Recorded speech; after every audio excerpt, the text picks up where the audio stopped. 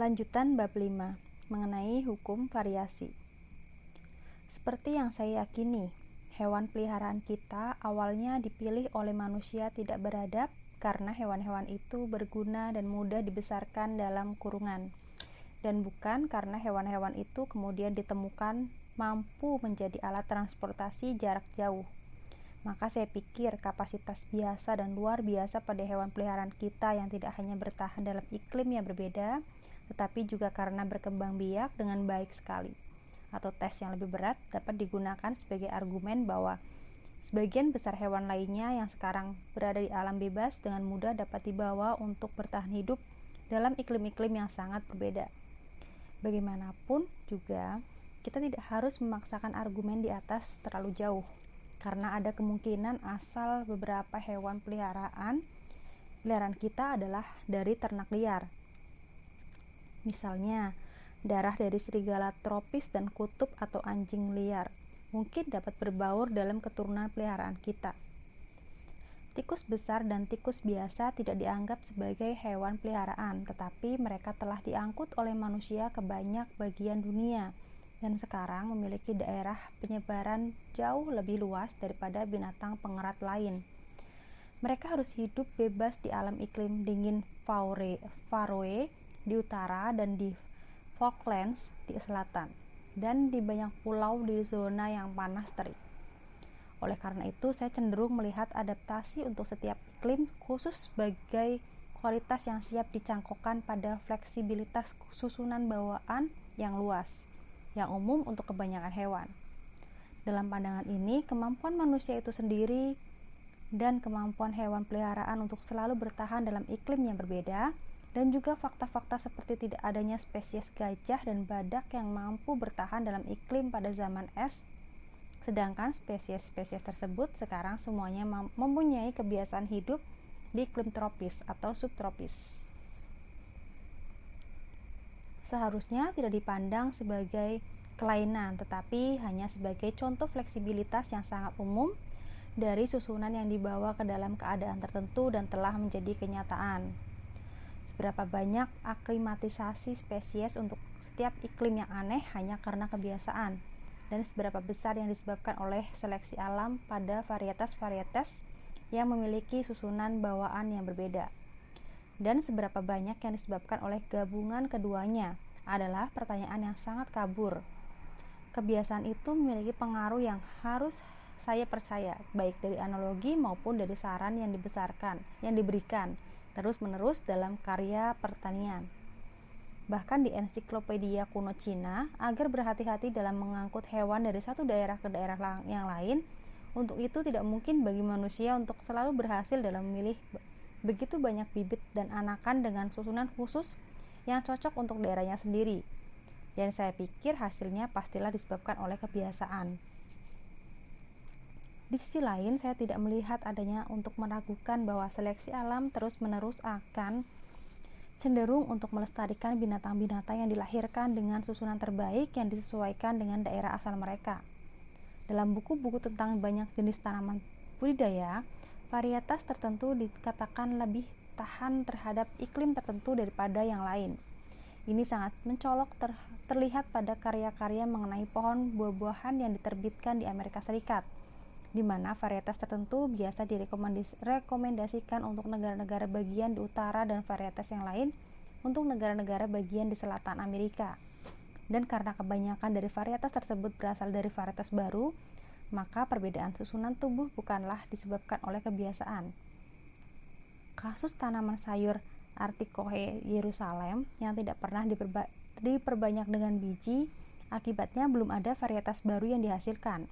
Bahkan juga sudah mengalami kemajuan sehingga sampai sekarang tanaman sayur itu masih seempuk sebelumnya.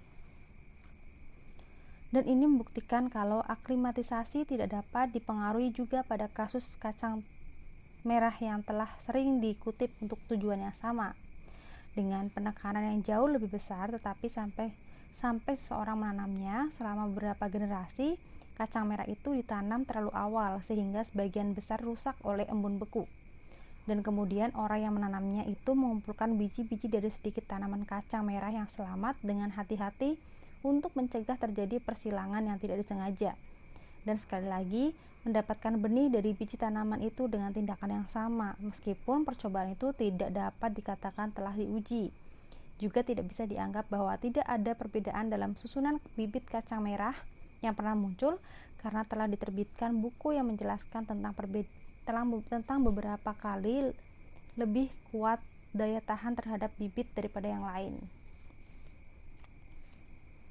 Secara keseluruhan, saya pikir kita dapat menyimpulkan bahwa kebiasaan, penggunaan, dan ketiadaan penggunaan dalam beberapa kasus telah memainkan peran yang cukup besar dalam modifikasi susunan tubuh dan struktur berbagai organ tubuh.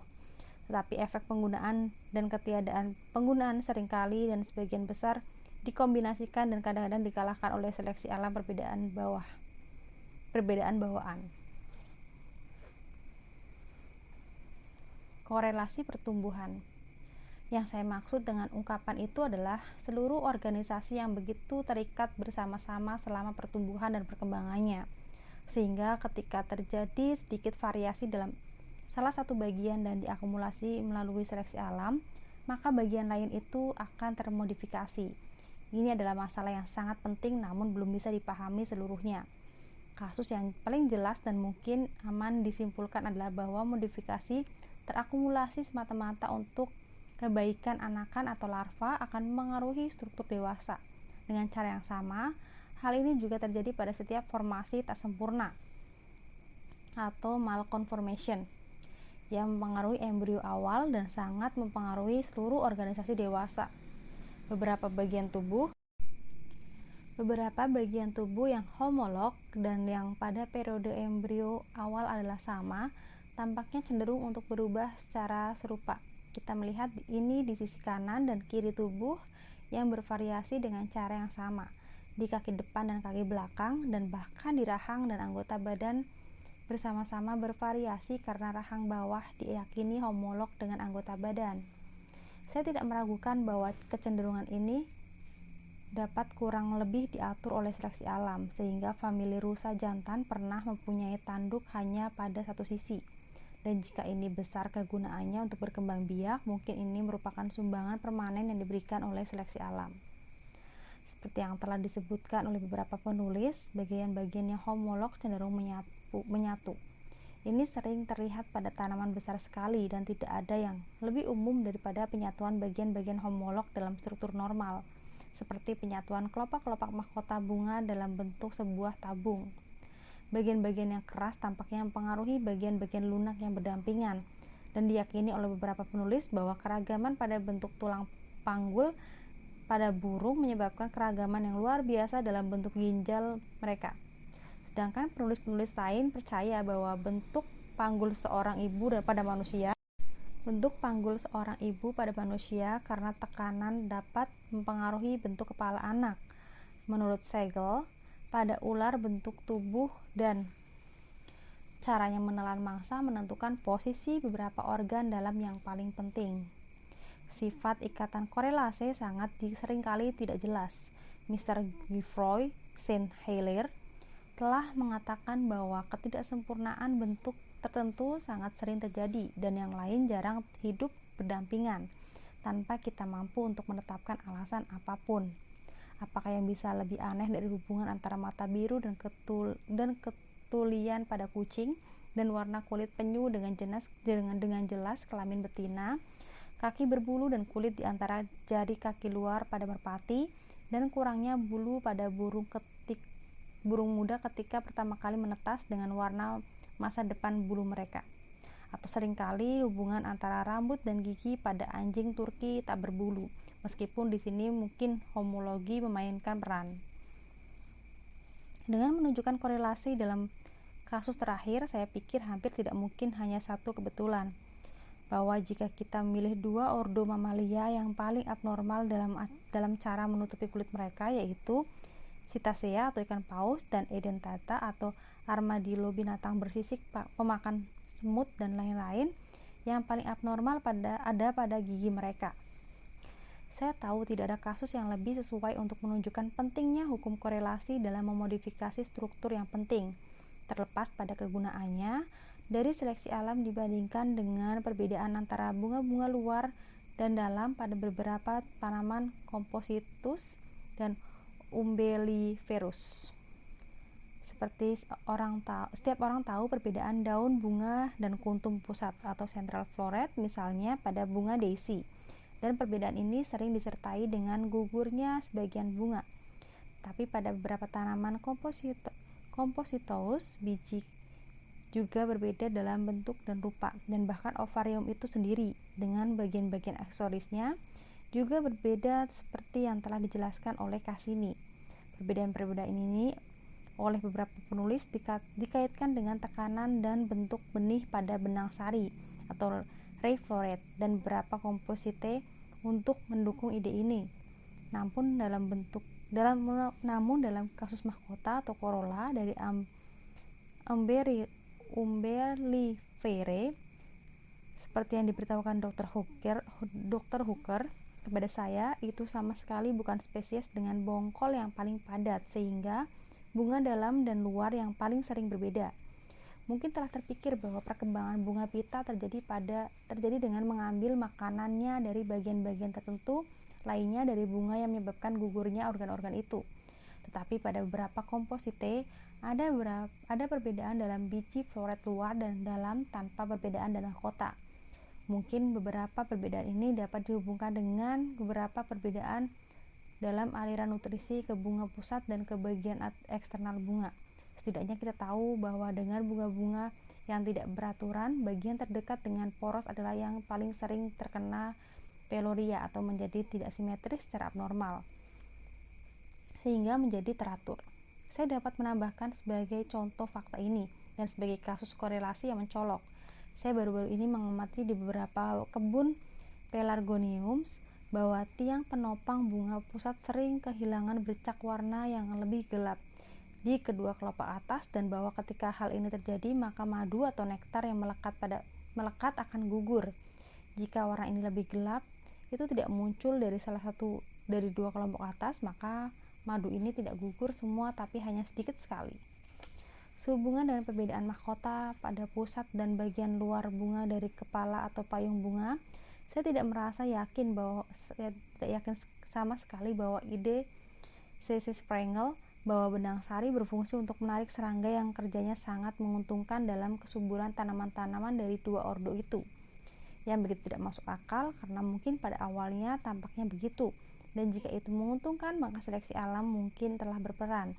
Tapi dalam hal perbedaan dalam struktur internal dan eksternal dari biji yang tidak selalu berkorelasi dengan perbedaan dalam bunga, tampaknya tidak mungkin mereka dengan cara apapun menguntungkan tanaman.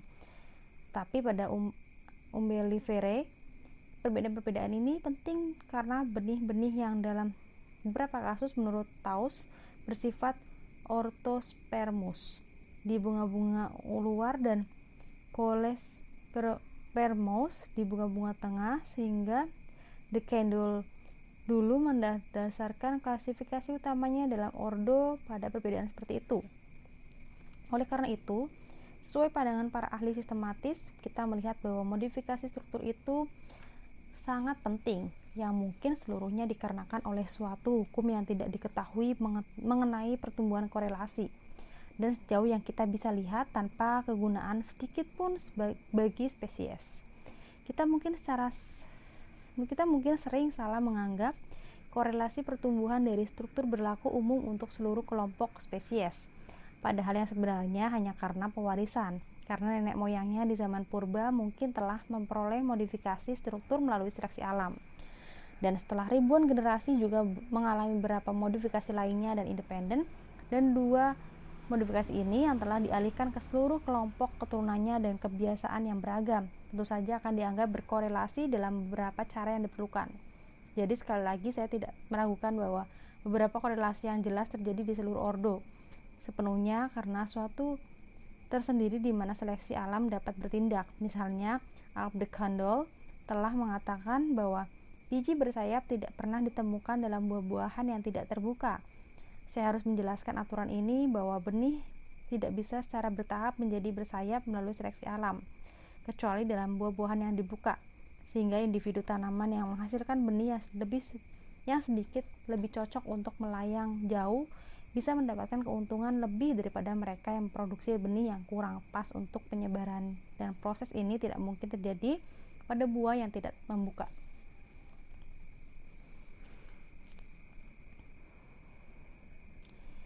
Geoffroy dan Goethe tua pada waktu hampir bersamaan mengemukakan bahwa hukum kompensasi atau keseimbangan pertumbuhan, atau seperti yang dikatakan Goethe, untuk memanfaatkan satu sisi dalam alam terpaksa menghemat di sisi lain.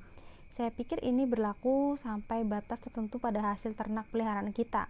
Jika makanan mengalir ke suatu bagian atau organ secara berlebihan, maka makanan itu jarang mengalir ke bagian lain, setidaknya secara berlebihan, sehingga sulit untuk mendapatkan sapi yang bisa memberikan banyak susu dan mudah digemukkan. Varietas yang sama dari kubis tidak menghasilkan dedaunan berlimpah dan bergizi, dan biji-biji yang berlebihan menghasilkan minyak. Ketika biji dalam buah-buahan kita sering berkembang, maka buahnya sendiri akan bertambah besar dalam ukuran dan kualitas. Pada unggas kita, seberkas besar bulu di kepala umumnya disertai dengan berkurangnya jengger, dan janggut makin tebal disertai dengan jengger bawah yang berkurang.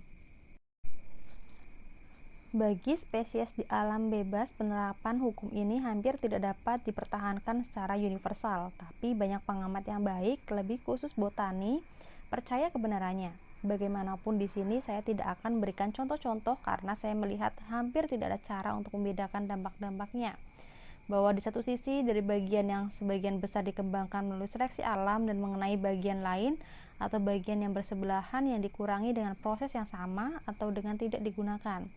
Dan di sisi lain adalah ditariknya pengiriman makanan dari satu bagian karena pertumbuhan berlebihan di bagian lain dan bagian yang bersebelahan. Saya juga menduga bahwa beberapa kasus kompensasi yang telah maju dan juga beberapa fakta dapat digabung di bawah prinsip yang lebih umum, yaitu bahwa seleksi alam terus berusaha untuk menghemat setiap bagian dari organisasi. Jika dalam kondisi kehidupan yang berubah, struktur yang sebelumnya berguna menjadi kurang berguna, maka penurunan apapun betapapun kecilnya, perkembangannya akan disusutkan oleh seleksi alam. Sebab itu akan memberi keuntungan individu tersebut agar tidak membuang-buang nutrisi hanya karena membuang struktur tidak berguna. Saya baru bisa memahami fakta yang mengejutkan ketika saya menyelidiki Cirripedes atau jenis udang, dan banyak contoh lain dapat diberikan bahwa jika Cirripedes menjadi parasit dalam Cirripedes lain sehingga terlindungi, maka Cirripedes parasit akan kehilangan seluruh kulit kerasnya atau tempurungnya sendiri. Ini kasus yang serupa dengan ibla jantan, dan dengan cara yang benar-benar luar biasa dengan protolepas, sebab tempurung pada semua Cirripedes lainnya terdiri dari 3 segmen kepala bagian luar yang sangat penting dari kepala sangat besar yang berkembang dan dilengkapi dengan saraf besar dan otot. Tetapi dalam protolepas yang hidup sebagai parasit dan terlindungi, maka seluruh bagian kepala mengecil dengan sedikit kelainan saja dan melekat pada dasar antena penopangnya. Jadi penghematan struktur besar dan kompleks bisa bila dianggap berlebihan oleh kebiasaan parasit dan protolepas, meskipun dilakukan dengan langkah-langkah lambat, akan menjadi keuntungan untuk masing-masing individu berikut dari spesies itu. Dalam perjuangan untuk hidup yang dihadapi setiap binatang, setiap individu protolepas akan memiliki kesempatan yang lebih baik untuk mendukung dirinya sendiri dengan mengurangi pemborosan nutrisi yang terbuang dalam pengembangan struktur sekarang menjadi tidak berguna. Jadi seperti yang saya percaya, seleksi alam akan selalu berhasil dalam jangka panjang dalam mengurangi dan menyimpan setiap bagian dari organisasi. Setelah itu menjadi berlebihan tanpa dengan cara apapun menyebabkan beberapa bagian lain diperbesar di tingkat yang sesuai. Dan sebaliknya, bahwa seleksi alam dapat dengan baik berhasil dalam memperbesar organ apapun tanpa memerlukan kompensasi dengan pengurangan beberapa bagian yang bersebelahan. Tampaknya sudah menjadi aturan seperti yang disebutkan oleh Isidore Geoffroy Said Hilaire baik mengenai varietas maupun spesies, bahwa ketika suatu bagian atau organ diulang berkali-kali dalam struktur individu yang sama, atau seperti vertebrae pada ular dan benang sari di bunga Polyandrus, jumlahnya bervariasi, sedangkan jumlah bagian atau organ yang sama ketika itu terjadi dalam jumlah yang lebih kecil adalah konstan.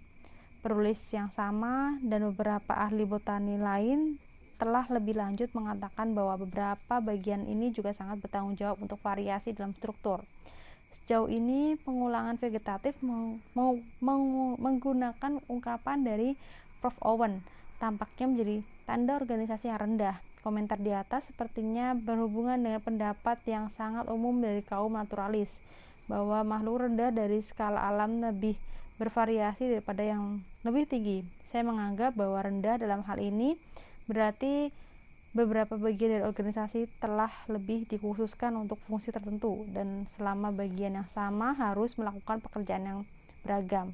Mungkin kita dapat melihat mengapa itu harus tetap bervariasi, artinya mengapa seleksi alam tidak melestarikan atau menolak setiap penyimpangan kecil dari bentuk dengan longgar ketika setiap anggota harus melakukan fungsinya untuk satu tujuan khusus saja. Dengan cara yang sama, sebilah pisau yang harus memotong segala macam barang mungkin mempunyai hampir semua bentuk, sementara alat untuk beberapa objek tertentu saja sebaiknya mempunyai bentuk tertentu pula. Tidak boleh dilupakan kalau seleksi alam dapat bertindak pada setiap bagian dari setiap makhluk, hanya melalui dan untuk keuntungan setiap makhluk. Bagian elementer atau rudimenter telah dinyatakan oleh beberapa penulis, dan saya percaya dengan kebenarannya, cenderung sangat bervariasi. Kita harus kembali lagi pada masalah umum tentang organ-organ rudimenter dan organ-organ yang gugur, dan saya di sini hanya akan menambahkan bahwa variabilitas mereka tampaknya dikarenakan ketiadaan penggunaan mereka, dan karena seleksi alam tidak memiliki kekuatan untuk memeriksa penyimpangan dalam struktur mereka. Jadi, bagian dasar yang tersisa bebas untuk mengikuti beberapa hukum pertumbuhan karena terkena efek dari ketiadaan penggunaan secara terus-menerus. Kecenderungan untuk pembalikan. Bagian tubuh yang berkembang pada setiap spesies dengan tingkat atau cara yang luar biasa dibandingkan dengan bagian yang sama pada spesies serumpun cenderung sangat bervariasi. Beberapa tahun yang lalu saya dikejutkan oleh sebuah pernyataan mengenai dampak di atas yang diterbitkan oleh Mr. Waterhouse.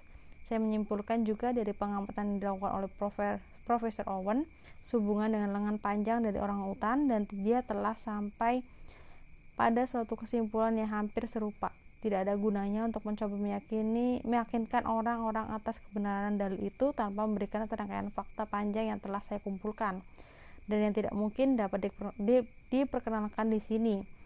Saya hanya bisa menyatakan keyakinan saya bahwa itu adalah aturan yang sudah sangat umum.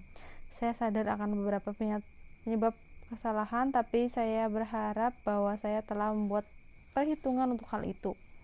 Perlu dipahami bahwa aturan tersebut tidak berlaku untuk setiap bagian, meski pertumbuhannya luar biasa, kecuali berkembang secara luar biasa dibandingkan dengan bagian yang sama dengan spesies yang serumpun.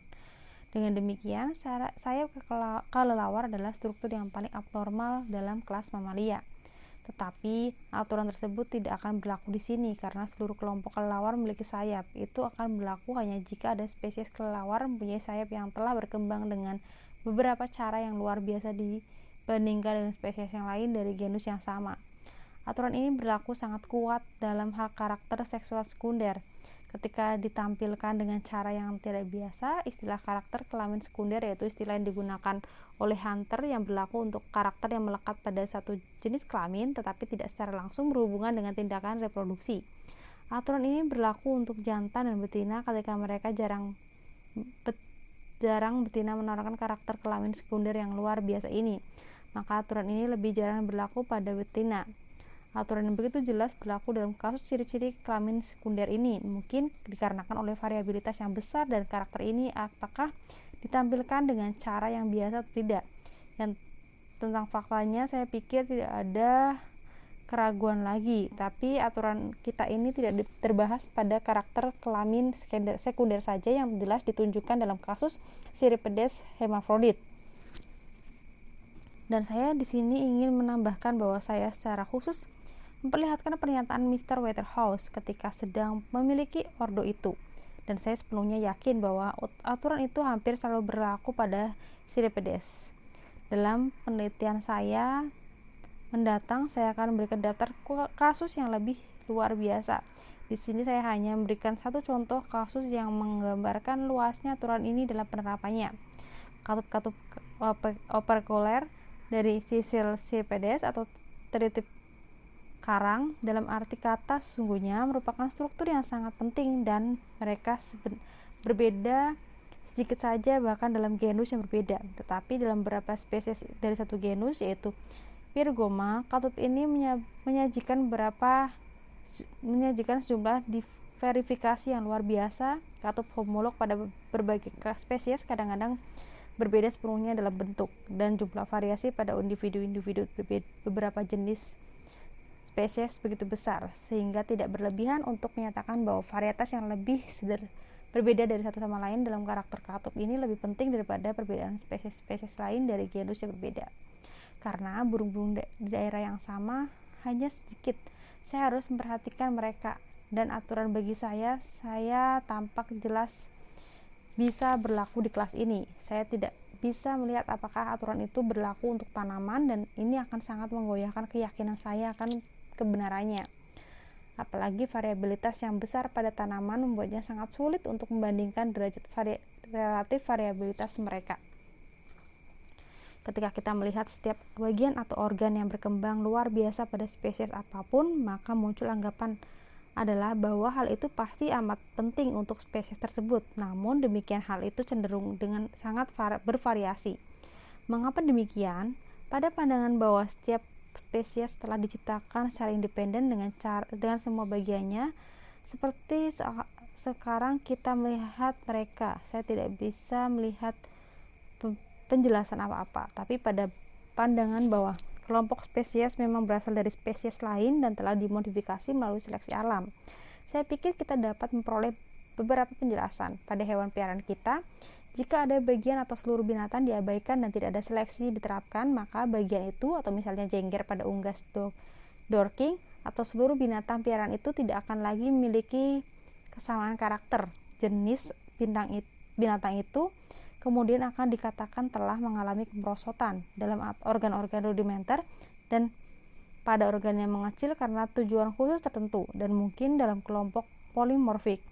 Kita melihat kasus yang hampir variabel. Dalam kasus seperti ini, seleksi alam pun belum atau tidak bisa berperan sepenuhnya, dan dengan demikian organisasi yang tersisa dalam kondisi yang fluktuatif. Tapi yang lebih menarik perhatian kita di sini adalah apa yang terjadi pada hewan-hewan peliharaan yang pada saat ini sedang mengalami perubahan cepat oleh seleksi lanjutan. Saat ini sedang mengalami perubahan cepat oleh seleksi lanjutan juga sangat cenderung bervariasi. Lihatlah keturunan merpati, lihatlah berapa banyak perbedaan yang ada pada paruh jenis merpati jungkir balik atau tumbler yang berbeda-beda.